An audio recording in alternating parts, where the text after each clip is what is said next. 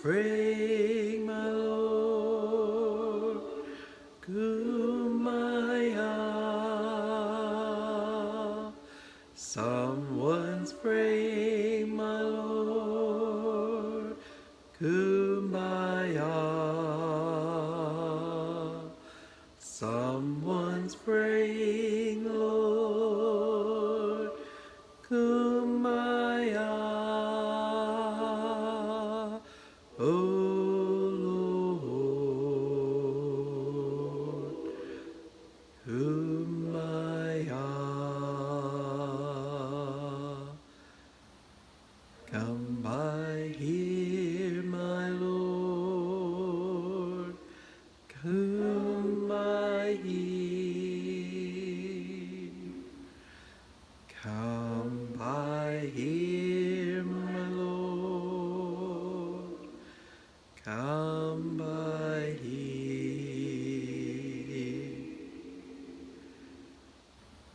Come by here, my Lord. Come by here, oh Lord.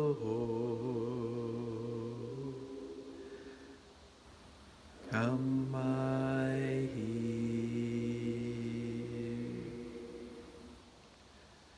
Kum Ba Yah, my Lord. Kum Ba Yah. Kum Ba Yah, my Lord. Kum Ba Yah.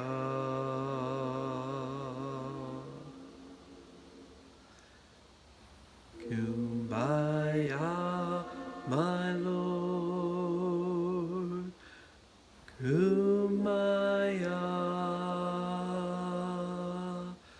Oh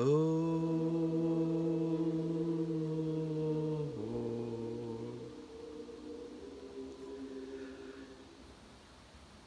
Kum Ba Yah.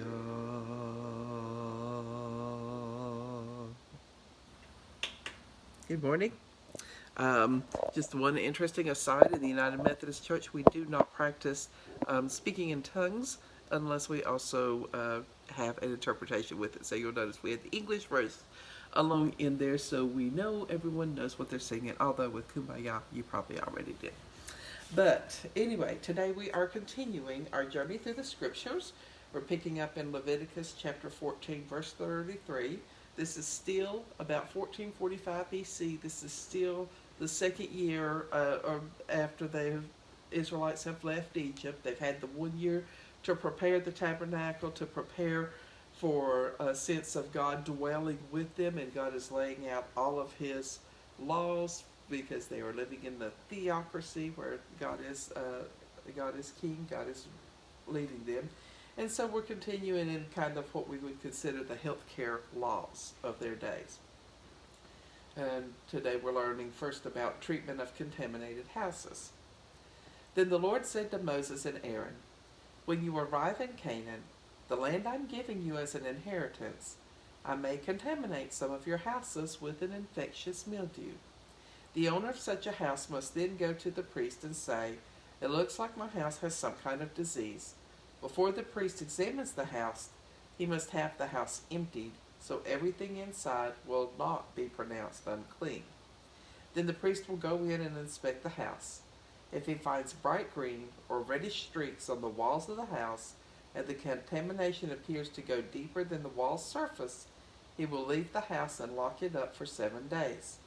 On the 7th day, the priest must return for another inspection. If the mildew on the walls of the house has spread, the priest must order that the stones from those areas be removed. The contaminated material will then be thrown into an area outside the town designated as ceremonially unclean. Next, the inside walls of the entire house must be scraped thoroughly, and the scrapings dumped in the unclean place outside the town. Other stones will be brought in to replace the ones that were removed, and the walls will be replastered. But if the mildew reappears after all these things have been done, the priest must return and inspect the house again. If he sees that the affected areas have spread, the walls are clearly contaminated with an infectious mildew, and the house is defiled, it must be torn down, and all its stones, timbers, and plaster must be carried out of town to the place designated as ceremonially unclean. Anyone who enters the house while it is closed will be considered ceremonially unclean until evening. All who sleep or eat in the house must wash their clothing. But if the priest returns for his inspection and finds that the affected areas have not reappeared after the fresh plastering, then he will pronounce the house clean, because the infectious mildew is clearly gone. To purify the house, the priest will need 2 birds, some cedar wood, a scarlet cloth, and a hyssop branch. He will slaughter one of the birds over a clay pot that is filled with fresh spring water. Then he will dip the cedar wood, the hyssop branch, and the scarlet cloth, and the living bird into the blood of the slaughtered bird, and he will sprinkle the house 7 times. After he has purified the house in this way, he will release the living bird in the open fields outside the town. In this way the priest will make atonement for the house, and it will be ceremonially clean. These are the instructions for dealing with the various kinds of contagious skin disease and infectious mildew, whether in clothing, in a house, in a swollen area of skin, in a skin rash, or in a shiny patch of skin. These instructions must be followed when dealing with any contagious skin disease or infectious mildew to determine when something is ceremonially clean or unclean. Bodily discharges, beginning in Leviticus 15, verse 1. The Lord said to Moses and Aaron, "Give these further instructions to the Israelites. Any man who has a genital discharge is ceremonially unclean because of it. This defilement appears whether the discharge continues or is stopped up. In either case, the man is unclean. Any bedding on which he lies and anything on which he sits will be defiled. So if you touch the man's bedding, you will be required to wash your clothes and bathe in water, and you will remain ceremonially defiled until evening. If you sit where the man with the discharge has sat, you will be required to wash your clothes and bathe in water. You will then remain defiled until evening. The same instructions apply if you touch the man who has the unclean discharge. And if he spits on you, you must undergo the same procedure. Any blanket on which the man rides will be defiled. If you touch or carry anything that was under him, you will be required to wash your clothes and bathe in water, and you will remain defiled until evening. If the man touches you without first rinsing his hands, you will be required to wash your clothes and bathe in water, and you will remain defiled until evening. Any clay pot that touches the man with the discharge must be broken, and every wooden utensil he touches must be rinsed with water. When the man's discharge heals, he must come out a period of 7 days. During that time he must wash his clothes and bathe in fresh spring water. Then he will be ceremonially clean. On the 8th day he must bring 2 turtle doves or 2 young pigeons and present himself to the Lord at the entrance of the tabernacle and give his offerings to the priest. The priest will present the offering there, one for a sin offering and the other for a whole burnt offering. In this way the priest will make atonement for the man before the Lord for his discharge. Whenever a man has an emission of semen, he must wash his entire body, and he will remain ceremonially defiled until evening. Any clothing or leather that comes in contact with the semen must be washed, and it will remain defiled until evening. After having sexual intercourse, both the man and the woman must bathe, and they will remain defiled until evening. Whenever a woman has her menstrual period, she will be ceremonially unclean for 7 days. If you touch her during that time, you will be defiled until evening. Anything on which she lies or sits during that time will be defiled. If you touch her bed, you must wash your clothes and bathe in water, and you will remain defiled until evening. The same applies if you touch an object on which she sits, whether it is her bedding or any piece of furniture. If a man has sexual intercourse with her during this time, her menstrual impurity will be transmitted to him. He will remain defiled for 7 days, and any bed on which he lies will be defiled. If the menstrual flow of blood continues for many days beyond the normal period, or if she discharges blood unrelated to her menstruation, the woman will be ceremonially unclean, as long as the discharge continues. Anything on which she lies or sits during that time will be defiled, just as it would be during her normal menstrual period. If you touch her bed or anything on which she sits, you will be defiled. You'll be required to wash your clothes and bathe in water, and you will remain defiled until evening. When the woman's menstrual discharge stops, she must count off a period of 7 days. After that, she will be ceremonially clean. On the 8th day, she must bring 2 turtle doves or 2 young pigeons and present them to the priest at the entrance of the tabernacle. The priest will offer one for a sin offering and the other for a whole burnt offering. In this way, the priest will make atonement for her before the Lord for her menstrual discharge. In this way, you will keep the people of Israel separate from things that will defile them, so they will not die as a result of defiling my tabernacle that is right there among them.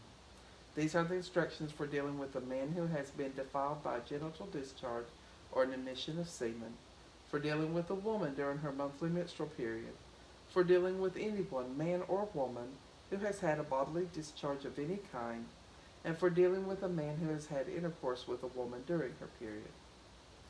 The Day of Atonement, beginning in Leviticus 16, verse 1. The Lord spoke to Moses after the death of Aaron's 2 sons, who died when they burned a different kind of fire than the Lord had commanded. The Lord said to Moses, "Warn your brother Aaron not to enter the most holy place behind the inner curtain whenever he chooses. The penalty for intrusion is death.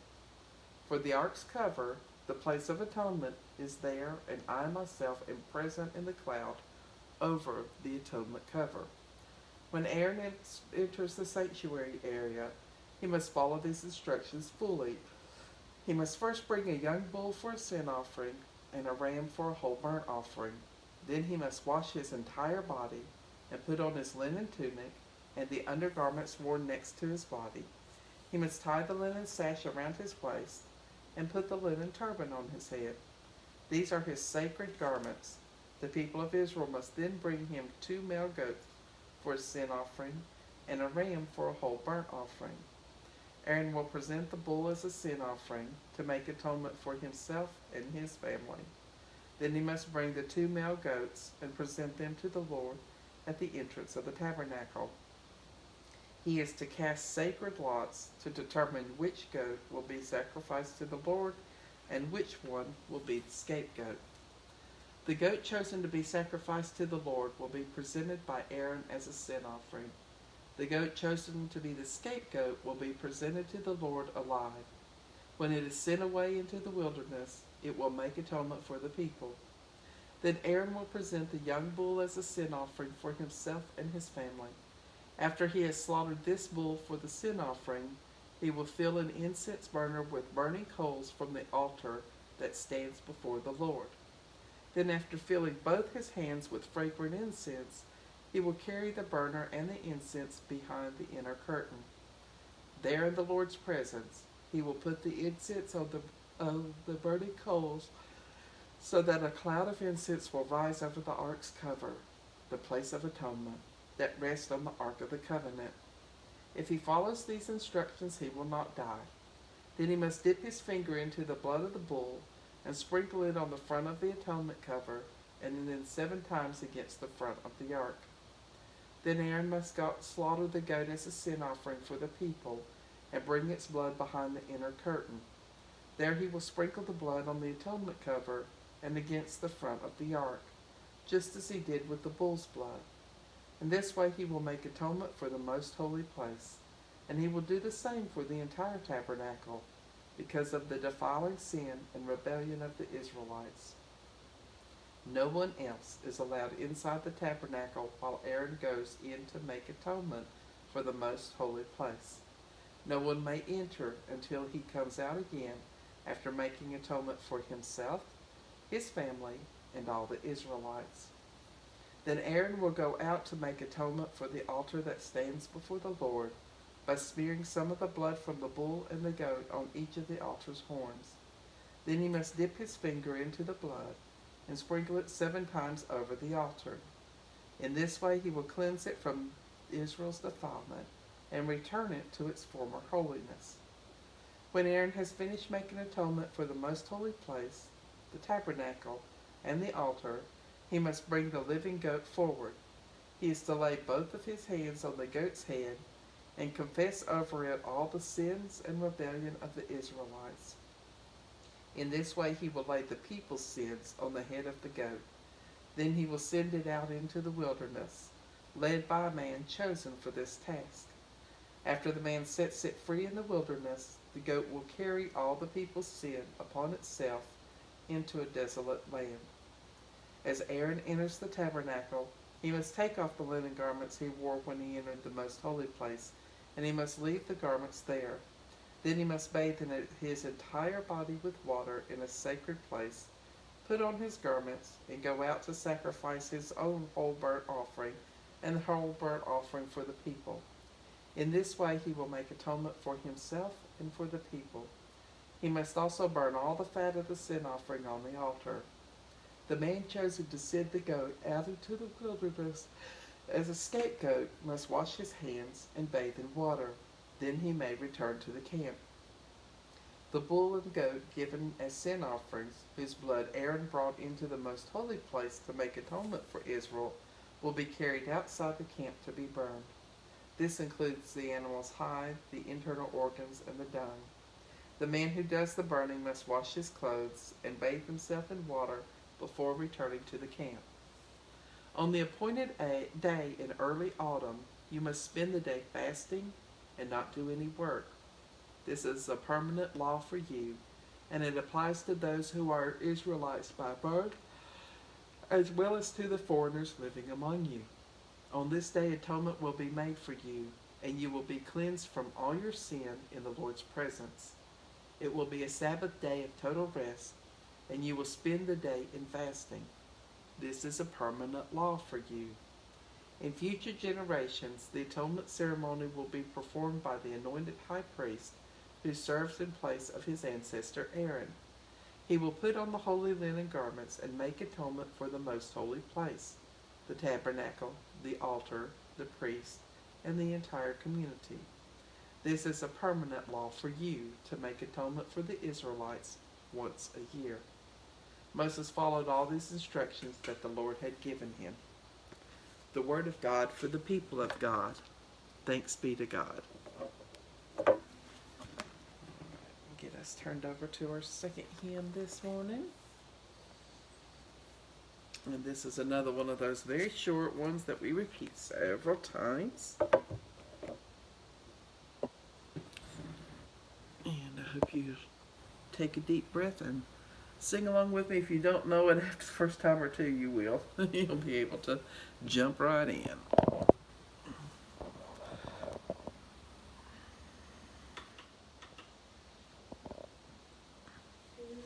Thee we ascribe glory, to thee we ascribe honor, to thee we ascribe power and majesty.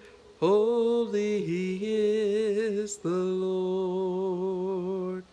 To thee we ascribe glory, to thee we ascribe honor, to thee we ascribe power and majesty. Holy is the Lord.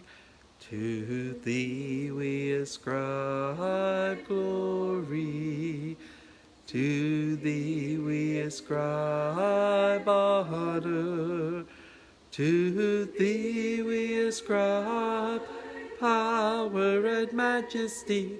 Holy is the Lord. To thee we ascribe glory, to thee we ascribe honor, to thee we ascribe power and majesty. Holy is the Lord. To thee we ascribe glory, To Thee we ascribe honor. To Thee we ascribe power and majesty. Holy is the Lord.